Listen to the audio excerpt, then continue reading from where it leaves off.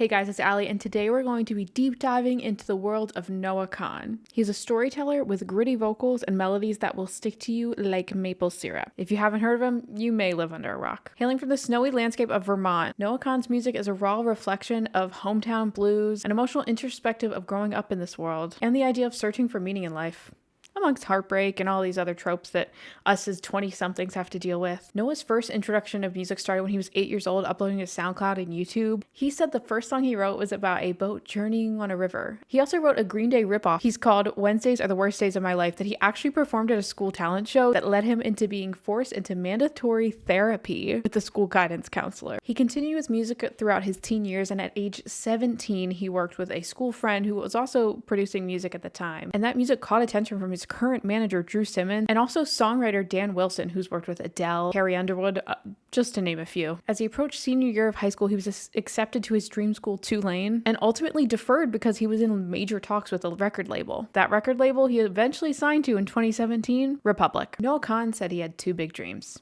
being verified on Instagram and a Wikipedia page. Well, he's made it. Once he was offered his record deal in 2017, he began working with producer Joel Little. Joel Little, you've probably heard of him without knowing who he is. He's produced for Niall Horan, James Bay, Taylor Swift, Khalid, Shawn Mendes. I mean, should I even go on? But note that it is more poppier music. Noah released his first single, Youngblood, and to this day has 95 million streams and counting. Following that, he released another song called Hurt Somebody, and within a year of that, re-released it with singer Julia Michaels. He was working hard at writing this music at the time in New York, LA, Los Angeles, and he's been said to say that writing this poppier music at the time was an uphill battle for him, and it never really felt quite right. His debut EP, Hurt Somebody, was released in 2018 with 5 tracks. Between the years of 2017 leading up to 2020, he had opened for some very large acts: Milky Chance, James Bay, George Ezra, Dean Lewis. Following the release of Hurt Somebody, over a year later, Noah Kahan released his debut album, Busyhead. Busyhead was released in 2019, and he followed that up with a headlining tour. Flash forward to 2020, and the pandemic had forced him to move home to Vermont to live with his family. Once he was home, he wrote EP Cape Elizabeth in a week. That was released that May. But at this point, Noah had released a short clip after a long night at the studio of a song what we now know is Stick Season. It wasn't quite what he was putting out on his sophomore record, I Was I Am. I Was I Am was released in September 2021. In my opinion, I Was I Am was outshined by the success of Stick Season.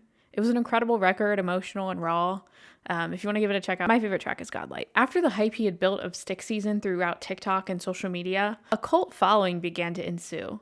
Stick Season was released in October 2022, and the results showed. He sold out headliners. He was featured on all of the TV shows you could imagine: Kelly Clarkson, Jimmy Kimmel, The Today Show. Stick Season was a love letter to New England, and it was folk-centric, it was raw, it was emotional. It charted incredibly well across the world. He sold out headliner after headliner after headliner, and even in 2024, he's selling out arenas. Stick Season reached #1 on Billboard US Rock Albums, #1 on Alt Records, and #3 on Billboard 200. He dreamt as a kid to be on SNL, and guess what? December 2023, him and Emma Stone, baby, they headlined SNL, and he did it. He's truly become, in my opinion, a household name. At the end of the day, Noah Kahan writes music that's raw, personal.